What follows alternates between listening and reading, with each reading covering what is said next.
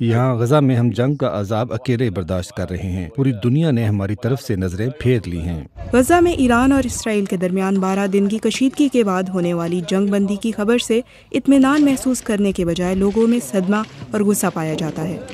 बहुत से अफराद को लगता है कि इनके साथ धोखा हुआ है और वो खुद को तन्हा महसूस करते हैं।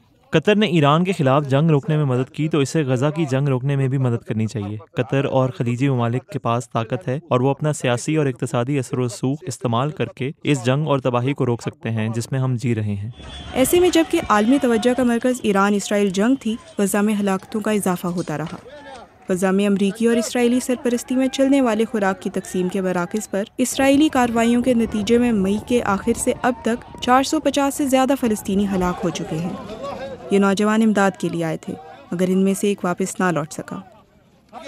वो सिर्फ अपने बच्चों को खाना खिलाने के लिए आटा लेने आए थे। उन्हें सर में गोली मारी गई, फिर एक टैंक का गोला उनके चेहरे पर लगा, वो फौरन मारे गए। खुदा उनकी रूह को सुकून दे। इमदादी मरकज पर अब भी कई मुर्दा और जख्मी मौजूद हैं, लेकिन कोई उन तक पहुंच नहीं सकता। एक खानदान ने एक दिन में 3 बेटे खो दिए। वो सब खुराक के इंतजार में लाइन में खड़े थे। हम एक एक करके मर रहे हैं और किसी को परवाह नहीं। बस बहुत हो गया। वो किस चीज का इंतजार कर रहे हैं? हर रोज हम 2, 3, 4 अजीजों को अलविदा कहते हैं।